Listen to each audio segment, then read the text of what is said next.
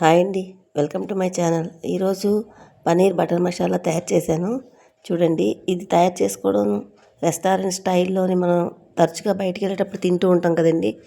అలా ఇంట్లోనే చాలా సులభంగా, చాలా ఈజీగా అన్ని మన ఇంట్లో ఉండే వస్తువులతోటే తయారు చేసుకోవచ్చు. ఫస్ట్ టైం చేసిన పర్ఫెక్ట్గా కుదురుతుంది. ఇది నాన్లు, రోటీ, చపాతీ, పుల్కా, ఇంకా రైస్, పులావులు అన్నిట్లోకి చాలా బాగుండే ఈ పన్నీర్ బటర్ మసాలా నేనైతే ఎలా తయారు చేస్తానో చూడండి.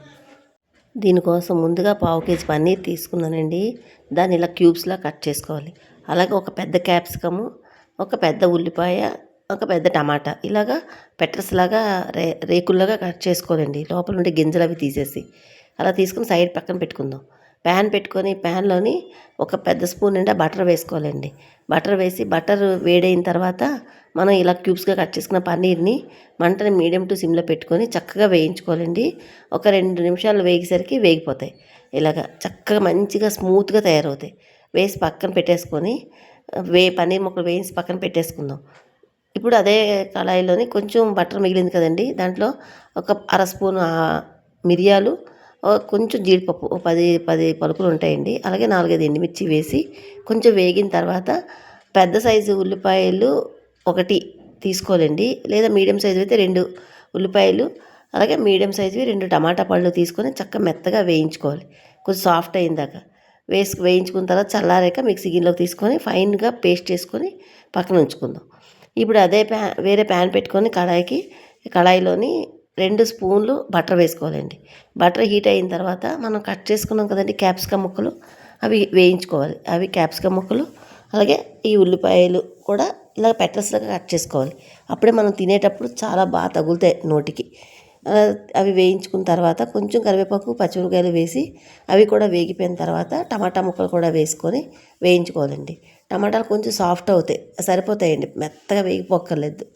ఇది ముందు ఈ పేస్ట్ అంతా ముందు వేయించుకున్నాం కనుక ఆ ముక్కలన్నీ వేగిపోయిన తర్వాత అప్పుడు మనం తయారు చేసుకున్న ఆనియన్, టమాటా పేస్ట్ వేసుకోవాలండి. వేసుకొని చక్కగా వేయించుకోవాలి. ఆ వేగేటప్పుడు మనకి ఏమైనా అడుగు పడుతుంది, ఇంకా నూనె బటర్ సరిపోలేదు అనుకుంటే కొంచెం నెయ్యి మాత్రం వేసుకోండి. ఇంకా నూనె కాగా నెయ్యి కానీ బటర్ కానీ వేసుకొని రుచికి సరిపడగా ఉప్పు, పసుపు, కారము, గరం మసాలా, అలాగే అల్లం వెల్లుల్లి పేస్ట్ ఒక అర స్పూన్ వేసుకోండి. వేసుకొని చక్క మసాలా ముద్ద అంతా బాగా వేయించుకోవాలి. వేయించుకున్న తర్వాత మనం వేయించి పక్కన పెట్టుకున్న పన్నీర్ ముక్కలు కూడా వేసి మరొక 2-3 నిమిషాలు ఈ మసాలాలన్నీ బాగా వేగేటట్టు బాగా మంటను తక్కువలో పెట్టుకొని వేయించుకోవాలండి. వేయించుకున్న తర్వాత మనం మిక్సీ గిన్నెలోని మసాలా నూరుకున్నాం కదండి, దాంట్లోనే కొంచెం నీళ్లు పోసుకొని ముక్కలకి ములిగేటట్టు వాటర్ పోసుకొని చక్కగా అంతా కలుపుకొని కొంచెం టేస్ట్ చూసుకొని అన్నీ అడ్జస్ట్ చేసుకొని మూత పెట్టేయాలి. మూత పెట్టిన తర్వాత 10 నిమిషాలు అలా వదిలేస్తే చక్కగా ఉడికిపోద్దండి. మీకు బటర్ కూడా ఇలా పైకి తేలిపోయి ఇలాగా సిల్కీగా కనిపిస్తుంది చూసారండి. ఈ గొజ్జు జ్యూస్ ఏమోని స్మూత్గా చాలా మంచి కమ్మటి రుచితో ఉంటుందండి. ఇప్పుడు అలా దగ్గరికి అయిపోయిన తర్వాత కొంచెం కసూరి మెంతి ఒక స్పూన్ తీసుకొని ఇలాగ సన్నగా నలిపేసి వేసుకోవాలండి. కొత్తిమీర కూడా ఆ స్టేజ్లో వేసుకోవచ్చు. నా దగ్గర కొత్తిమీర అయిపోయింది, సో అందుకని కసూరి మెంతి ఒకటే వేసుకున్నాను. కొత్తిమీర కూడా కసూరి మెంతి వేసుకునేటప్పుడే వేసుకోవాలి. వేసుకొని మరొక 2-3 నిమిషాలు ఉడికిన తర్వాత స్టవ్ ఆఫ్ చేసుకొని వేడిగా డిష్ అవుట్ చేసుకోండి.